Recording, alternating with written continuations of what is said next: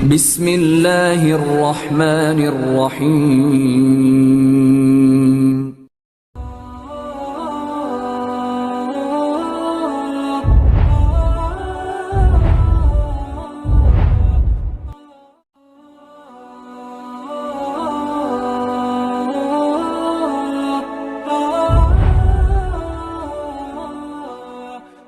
Assalamualaikum warahmatullahi wabarakatuh. Bismillahirrahmanirrahim. Wassalatu wassalamu ala asyrafil anbiya wal mursalin wa ala alihi wa ashabihi ajmain, amma ba'da. Kaum muslimin dan muslimat, azanillah wa iyyakum. Pada sesi ini kita akan membahas tentang manhaj gado-gado ajaran Islam Jamaah. Mereka memiliki manhaj gado-gado dikarenakan ketidakjelasan mereka di dalam beragama, dan mereka selalu mengikuti hawa nafsu, seperti yang kita jelaskan pada sesi yang pertama.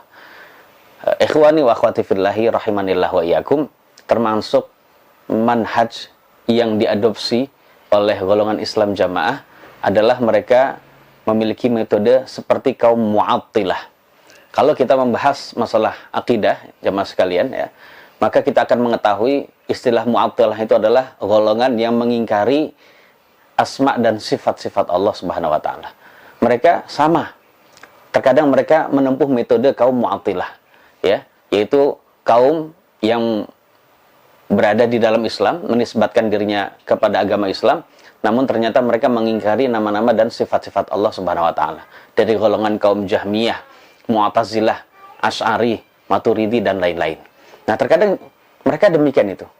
Buktinya, salah satu bukti mereka ya memiliki metode dalam beragama seperti kaum Mu'attilah adalah mereka mengartikan sifat-sifat Allah dan juga mentahrifnya dengan sesuatu yang tidak ada dalilnya. Seperti halnya mereka mengartikan ya kebiasaan mereka bahwasannya yadullahi 'alal jamaah.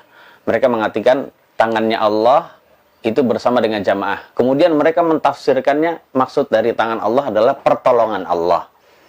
Maksud dari tangan Allah adalah pertolongan Allah. Ya, ucapan demikian ini ya, jamaah sekalian, ini menunjukkan bahwasannya mereka menempuh metode dari kaum Mu'attilah. Karena kaum Mu'attilah menganggap bahwasannya Allah tidak memiliki tangan. Ya, sehingga walaupun Nabi kita sallallahu alaihi wasallam bersabda, yadullahi, tangannya Allah, mereka mengatakan ini adalah pertolongan Allah. Karena mereka menganggap bahwasannya Allah tidak punya tangan. Ya, gitu ya. Terkadang mereka Islam Jamaah juga mengartikan illa batigha wajhi rabbihil a'la. Jadi mencari wajah. Mereka kemudian mengartikan wajah itu dengan keridhaan Allah Subhanahu wa taala. Kita sering menjumpai demikian itu. Jadi metode yang demikian ini adalah metode dari kaum Mu'attilah yang juga tidak mengakui bahwasanya Allah memiliki wajah. Ya, padahal metode Ahlus Sunnah wal Jamaah jelas yang dianut oleh para sahabat dari Nabi sallallahu alaihi wasallam dan juga ulama setelahnya. Bahwasanya ketika Nabi SAW mengatakan, Allah dan Rasulnya mengatakan bahwasanya Allah memiliki tangan, memiliki wajah, itu adalah memang wajah dan tangan. Namun Ahlus Sunnah wal Jamaah tidak menyamakan wajah Allah dengan wajah makhluknya, selesai. Jadi dengan manhaj yang begitu jelas, tidak ada takalluf memaksakan diri untuk bisa diartikan ini dan itu, namun ternyata mereka menempuh jalan yang seperti itu keadaannya. Ya, walaupun saya juga mengakui bahwasannya Islam Jamaah mengakui bahwasannya Allah punya tangan, dua tangan gitu ya. Namun ketika mereka mengartikan yadullahi itu maknanya adalah pertolongan Allah, maka mereka sama seperti menempuh ya metode dari kaum Mu'attilah, yaitu orang-orang yang menisbatkan dirinya ke dalam agama Islam, namun mereka mengingkari sifat Allah Subhanahu wa taala. Nauzubillah, ini adalah termasuk suatu bentuk kesesatan yang menyelisihi manhaj Ahlus Sunnah wal Jamaah. Kemudian pemirsa sekalian, termasuk manhaj campuran atau gado-gado yang dimiliki oleh ajaran Islam Jamaah adalah mereka memiliki manhaj Nasrani. Terkadang mereka memiliki manhaj atau memiliki metode seperti halnya yang dilakukan oleh kaum Nasrani. Seperti contohnya kaum Nasrani, kita mengetahui orang-orang Nasrani itu mengharuskan pengikutnya atau juga jemaatnya untuk mengeluarkan uang dalam persenan tertentu. Dan ini adalah suatu kewajiban yang diwajibkan oleh pimpinan mereka. Nah, begitu juga ternyata Islam Jamaah pun sama. Jadi tidak boleh jamaahnya di bawah ini dalam mengeluarkan persenan. Harus segini, harus sekian, dan sekian. Nah, sama seperti itu. Mungkin mereka berdalih, Zakat juga ada kok. Maka kita katakan zakat memang sudah diwajibkan oleh Allah dan Rasulnya. Namun persenan yang mereka lakukan itu adalah seperti manhajnya Nasrani. Dan ini adalah sesuatu yang tidak Allah dan Rasulnya turunkan dalilnya. Seperti yang kita bahas dalam video yang lain itu tadi. Jadi ini adalah suatu bentuk kesesatan ketika golongan ini menentukan jamaahnya untuk mengeluarkan persenan sekian dan sekian. Dan itu menganggap adalah sebagai kewajiban. Kalau tidak mengeluarkannya maka itu adalah dianggap sebagai hutang. Na'udzubillah, summa na'udzubillah. Kemudian termasuk manhaj Nasrani yang mereka tempuh adalah Islam jamaah itu menempuh cara seperti yang dilakukan oleh Nasrani dalam bertobat. Orang-orang Nasrani Katolik khususnya ketika bertobat mereka menyatakan dan juga mengakui di depan pimpinan mereka bahwasanya saya melakukan perbuatan ini dan itu ya. Habis itu pemimpinnya memberikan nasihat dan sebagainya. Padahal di dalam Islam ini adalah menyelisihi ajaran Islam sesungguhnya, ya. Dan itu ternyata diadopsi dan ditempuh oleh kaum Islam jamaah. Mereka ketika berbuat dosa, mereka akan mengakui dosa mereka dengan catatan. Dengan catatan, kemudian diserahkan kepada imam mereka, kemudian imam mereka menentukan kafarahnya, kemudian yang menurut mereka itu adalah sedekah dan sebagainya.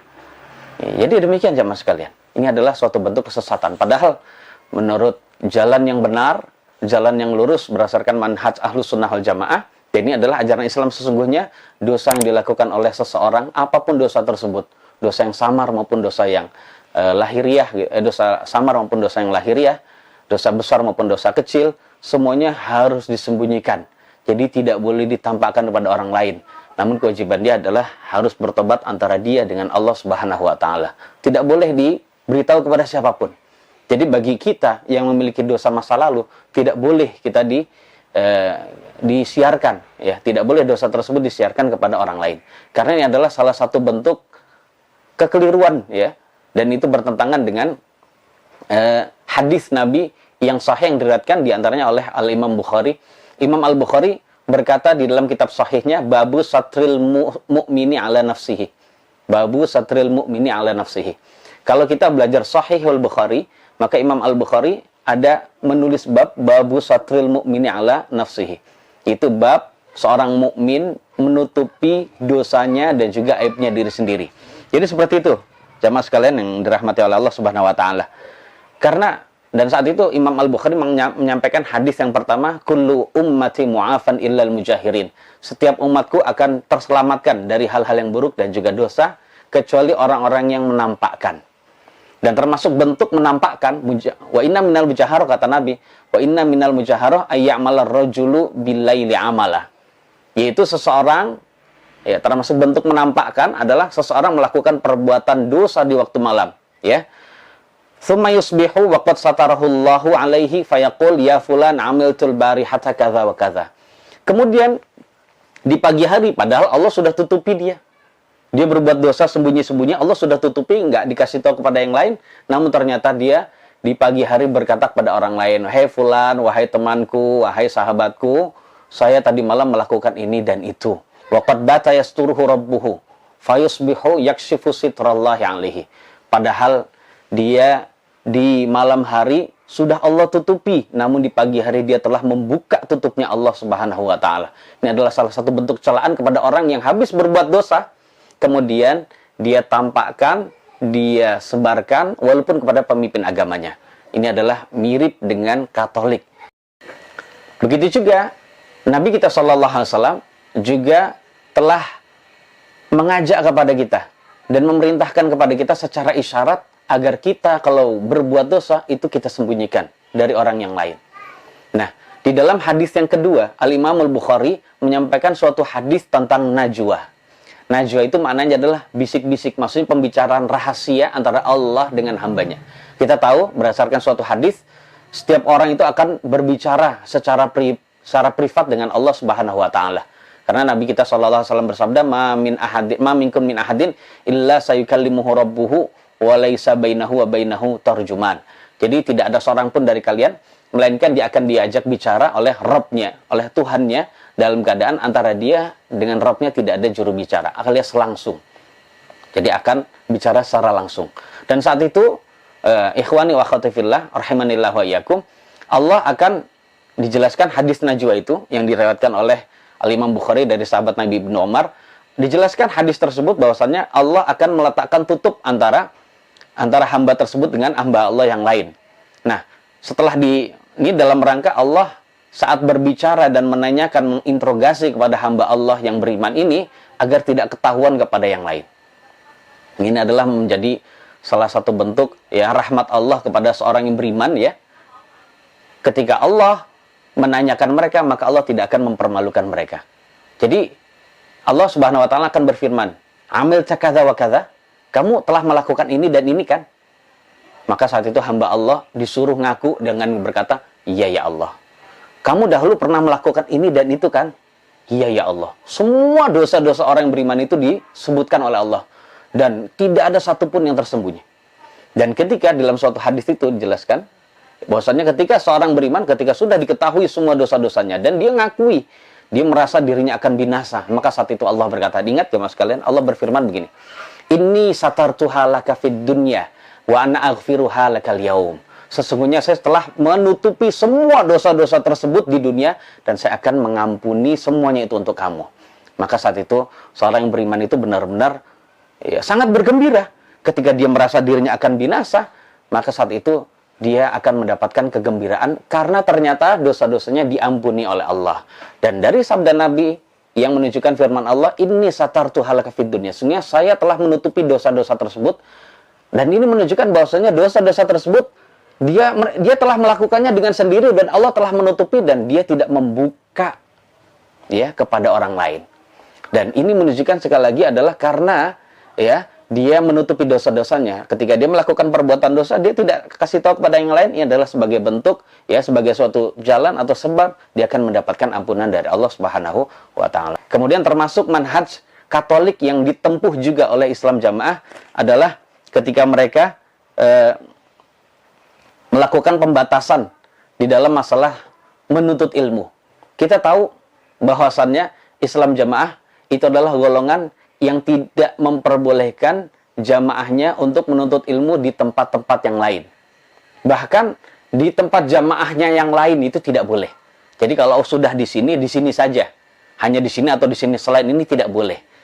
Pemirsa sekalian yang dirahmati oleh Allah Subhanahu wa taala, ikhwani wa akhwati fillah rahimanillah wa iyyakum, ini adalah seperti manhaj Nasrani juga yang membatasi seseorang melakukan ibadat atau kebaktian hanya di gerejanya saja. Makanya saya pernah mendengar salah satu dari pemuka agama Nasrani berkata, kenapa gereja-gereja di Indonesia itu banyak dibangun? Dikarenakan itu tadi, orang Kristen kalau sudah beribadah di sini tidak boleh beribadah di tempat lain. Berbeda dengan orang Islam yang boleh beribadah di mana-mana. Ini adalah pengakuan mereka. Nah ternyata mereka adalah mirip dengan Nasrani dari sisi ini. Makanya mereka ini tidak sama dengan pendahulu-pendahulu mereka. Yang katanya mereka sama dari sisi sana, tapi ternyata perilakunya tidak mirip. Kalau kita lihat gurunya Imam Al-Bukhari, itu bisa sampai 1080 orang guru. Itu karena apa? Karena Al-Imam Al-Bukhari dan juga imam yang lain itu menuntut ilmu kepada banyak orang. Jadi hadir ya dari majelis satu syekh ke syekh yang lain, dari negeri satu ke negeri yang lain. Jadi beliau menjelajah negeri itu sampai puluhan ribu kilo. Itu dalam rangka untuk bisa menuntut ilmu. Tapi tidak seperti itu dengan jamaah yang ada di golongan ini. Jadi seperti itu. Wallahu a'lam bishawab. Semoga Allah memberikan hidayah kepada kita dan juga kepada mereka. Wassallallahu ala nabiyina Muhammadin wa alihi wa sahbihi wasallam. Walhamdulillahirabbil alamin.